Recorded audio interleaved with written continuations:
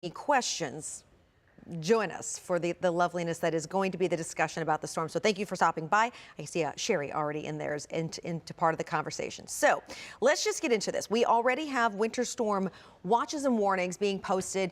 Regionally for us, we are not included in any of it right now. What will happen tomorrow, either a winter weather advisory will get issued for us. That's like the bare minimum for us when this event comes in. We could see some counties added into the winter storm watch and or warning. It just really depends on the snow criteria, but there's going to be an impact. No matter what criteria we fall into, the roads are going to be slick, but there's a very specific time that all of this really comes into play. And this is what I'm calling my list of the big takeaways from this system, especially if you live here in the Cincinnati area. Number one, our worst roads out of this system should start happening and really dropping down in, I guess, condition very quickly late Thursday evening between 7 and 9 p.m. Kind of depends on where you live, but the farther west you are in Indiana, you could obviously start a little bit earlier for this. But into Cincinnati by 9 to 10 o'clock at the latest. If you're wanting to avoid snow, that's when you make sure that you are off the roads. Then that window of opportunity overnight into 8 a.m. Friday morning is when we will see the worst of it when it comes to travel. Now, then you get into the issues with worst temperatures. The worst temperatures of this will be felt on Friday. Friday is going to be miserable when it comes to our air temperature. Technically, the high on Friday is supposed to be around 7.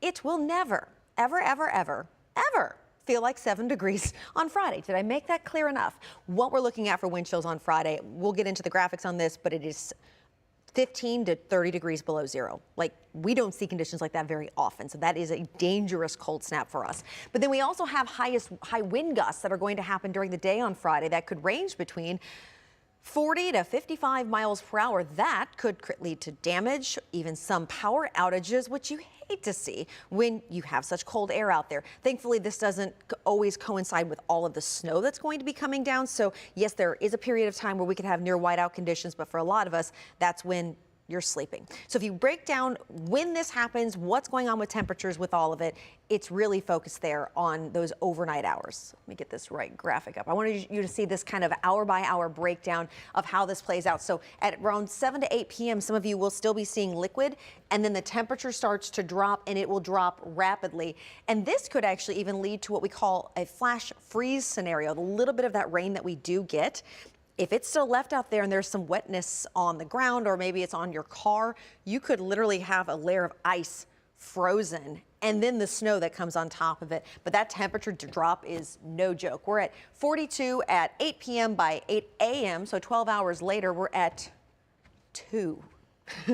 It is going to be cold, cold, cold. So this is what it looks like when it comes to timing. And I'm actually going to toggle through this by hand because I want you guys to really get an opportunity to see how this is developing. This is 8 a.m. on Thursday morning. Warm front is lifting. Temperatures are still fantastic on Thursday, and all of the precipitation that we get during the daylight hours on Thursday is just liquid.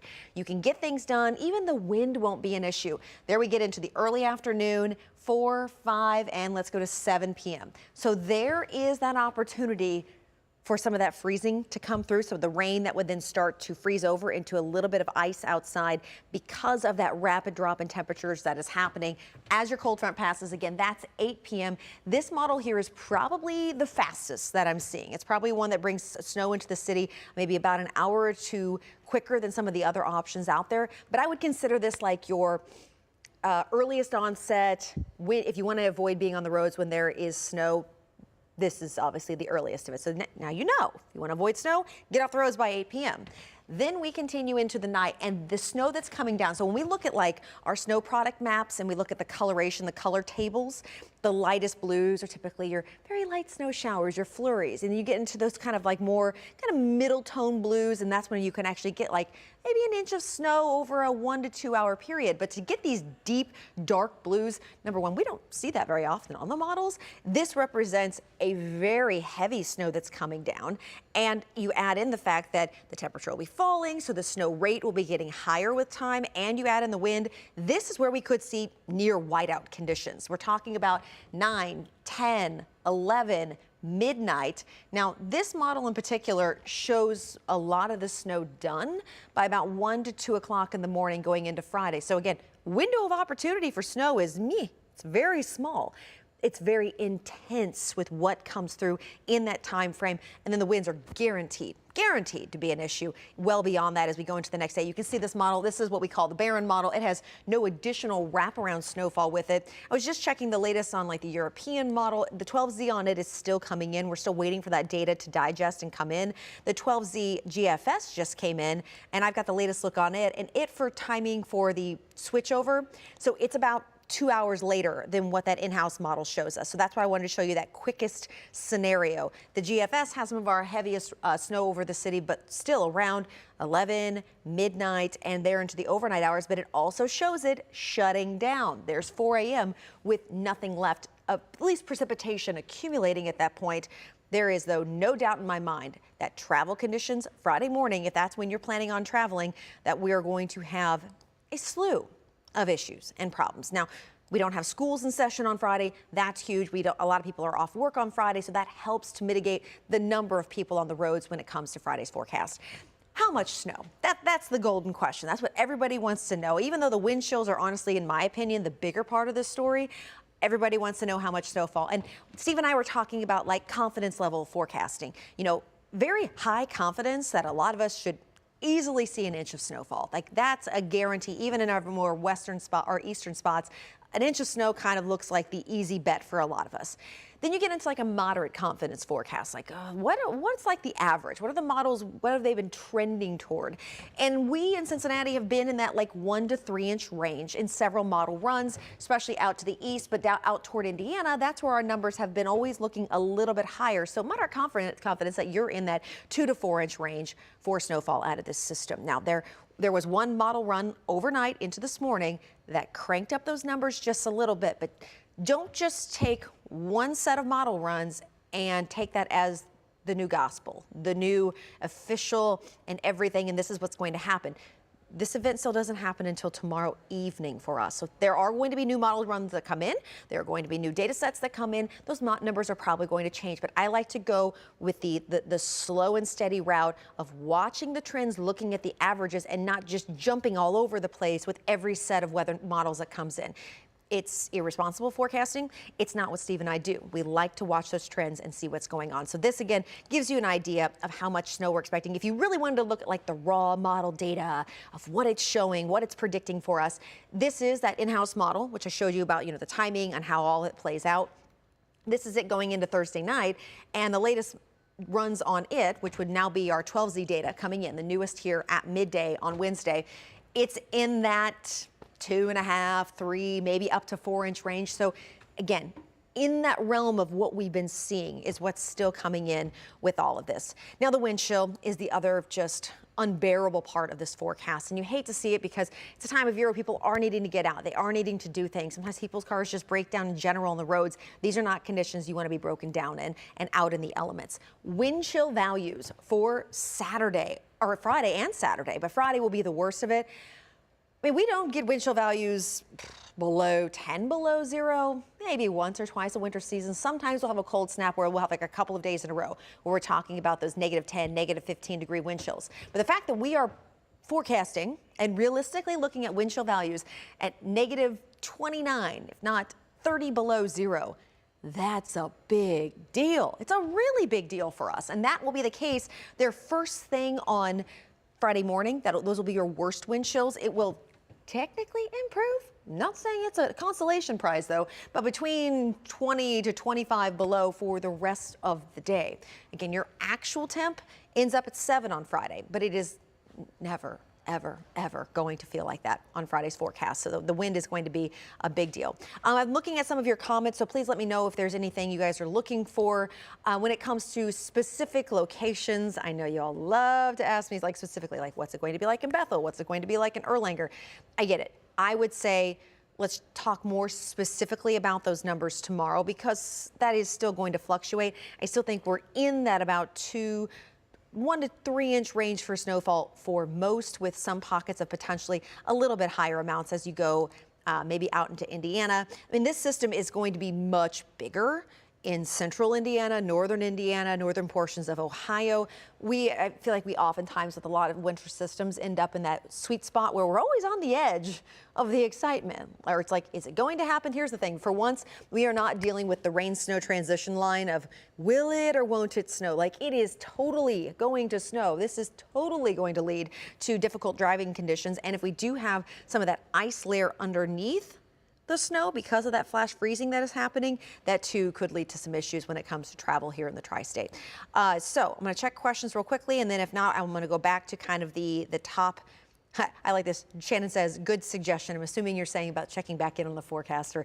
And in honesty, if you don't want to deal with bad travel conditions, if you're just one of those people, which I get it, not everybody is as confident when it comes to driving on snowfall. I grew up in Illinois where at least our driving was flat. We dealt with a lot of snow, and you learned to do the slide and stop. But around here we have hills. So it's a different beast when it comes to traveling when there is snow. But if you're not a confident snow driver, just don't be out there Thursday evening starting around 8, 9, 10 p.m. That's kind of your call to just stop for the day. It's a convenient time because, you know, a lot of people actually sleep in those later hours of the day. So go to bed. Don't worry about it. And then by 8 a.m. Friday morning, the snow will have been shut down, completely done at that point. Snow fighting efforts will be underway. Your main arteries are going to more than likely be open. There will be some accidents. You know the drill. We'll have something left over from overnight that is still shut down because of just a lot of cleanup efforts, but you'll be able to get places. It's just making sure your car tank is filled up. It's making sure that you have that emergency kit in your car, including blankets. Have the extra blankets in your car, have those ready just in case you were to get stranded on the side of the road, especially in these conditions. And make sure your cell phone batteries, your cell phones, are charged and they're ready to go. If we do lose power, or say you do get stranded, you need to be able to have that way to contact somebody, because again, when you're looking at wind chills at -15 to -30 degrees, these are conditions we do not mess with when it comes to being out in the elements. And I think it speaks volumes that, like, even Kings Island is shutting down for certain hours because they just don't even want their park employees to have to deal with the conditions for Winterfest. So, I mean, businesses are making adjustments because the cold is the story with this system. Yes, the snow is a part of it, but the cold is really the case. We'll have to watch for power outages for Friday's forecast because of those high wind gusts as well. And really the high wind gusts could be with us through a lot of the day. But of course, some of it will be heavily focused on when the actual cold front makes its way through. So again, this is going to be a Thursday night story, at least for this to begin, as we make that transition from liquid precipitation around 7, 8, and 9 p.m., switching over to a brief mix, some freezing happening in that time frame, some ice developing, and a very thin layer. And really any moisture left from the day will freeze up, guaranteed. And then we get into that rapid drop in temperatures. The fact that we'll drop, you know, in 2 hours time, 10 degrees speaks volumes to just how aggressive this temperature drop is going to be for us. And you'll have that snow falling. And when the temperature drops so quickly as snow falls, your snow type, the ratio of snow from liquid to water, really starts to fluff up quickly. And that's why, even though the snow window is such a short window of time, you're able to produce 2 to 4 inches of snowfall, because it goes from being like wet, heavy snow to all of a sudden it's fluffy and it moves around. And that could become a problem also with the winds being what they're supposed to be for Friday's forecast, with them being sustained at 15 to 30, but gusting to 50, if not 55 miles per hour. That would bring about some blowing and drifting snow, especially when it's that fluffy snow. It's not the packing snow. It moves around and dances very easily on our roads. So road crews will be able to get this cleared, get it out of the way, get brine mixtures down. Salt's not as effective when it gets this cold, but I'm sure you'll see salt out there as well. But more than likely, the snow will get blown back on the roads at times. I think there's no way for us to get around that at this point. I was going to check a couple other models coming in. And this is the NAM. So we talked about the GFS, our in-house model, the Barron model. This is the NAM, the latest on it that's coming in. NAM has a high resolution model run as well for us. And it has our transition closer to 10 p.m. So again, it's like that 2-hour wiggle that I'm seeing in the models. But again, most of the snow done before 5 a.m. So overnight is the key in all of this. I will go back to though that higher resolution in-house model I talked about. This again is 7 a.m. on Thursday morning. Everything's liquid. It's liquid during the day. We don't get a ton of rain, which is a godsend in all of this. Had we gotten a ton of rain during the day and then had this flash freeze, we would have had a lot of ice developing in the tri-state. It should be a very limited amount of moisture, hopefully, during the day on Thursday. If you start to see more rain, it's not a good thing, because when this transition happens around 8, 9, and 10 p.m. and we start to get into the snow, anything left out there as this temperature rapidly falls below zero or falls below freezing, it is going to freeze up, and then the snow is going to fall on top of it. So you have ice under snow, which is never good when it comes to travel conditions. There we continue through the late night hours. There's 11, midnight, 1, 2, and then a lot of it coming to a close. So it is Thursday night into Friday morning is going to be messy. There's no doubt about it. I had somebody say that, how will the roads look by Friday afternoon? That's a very common question I'm getting. By Friday afternoon, we honestly should be good to go. Snow fighting efforts would have been underway for more than 12 hours. We will have, brine mixtures working, main problem spots, any overnight accidents hopefully cleared at that point. It's just going to be ridiculously cold outside. That's the bigger issue when it comes to Friday's forecast. I'm going to put a graphic up behind me while I answer some of these questions. There's your main path of the storm. Travel afternoon, evening around the tri-state. For Ashley, which day? That would be, I'm assuming, for Friday, and honestly even Saturday, because we have weather alert days out for both for Friday and Saturday. So really the weather alert day begins Thursday evening when all this begins. Friday, your main weather alert day information is because of the snow, slick spots in the morning, and then the dangerously cold wind chills during the day. Then you transition into the Saturday weather alert day because of the continued cold, the continued wind chills at around 10 to 15 below. Not as severe as Friday's forecast with the wind chill, but still not good. But you will be able to get places Friday afternoon without too many issues. Probably some slick spots on side streets. That'll happen for a while. Country roads with blowing and drifting. You know how that works on those open roads there in Ohio. It'll drift right back over and you'll have those slick spots redeveloping. But it'll be about the cold at that point. Saturday travel, you should be able to get anywhere and everywhere. It's just, again, going to be rather cold. Rather cold out there. Brian's asking, how bad is it going to be in Cincinnati for this big winter storm? Brian, when I've concluded, feel free to go back to the beginning and watch. I don't have time to go through all of it again. So yeah, thank you guys for stopping by. As always, we appreciate your time and your questions, and I'll go through this. I only have about 4 or 5 at the top here that I'm able to see, but I'll be able to go back and answer your questions as well. But as always, we will have the latest forecast on our website, WCPO.com, and through all of our broadcasts here on WCPO 9. Believe me, Steve and I are watching this one. We are talking frequently. We are diving into it with every single model run and trying to give you guys the most reliable information that is not hyped, and information that you can use to keep you and your family safe as we go into the holiday weekend, but also keep you guys happy and healthy so you can enjoy the holiday weekend ahead. That is the latest update here on Facebook and YouTube. Hope you guys have a wonderful day. I'll see you soon.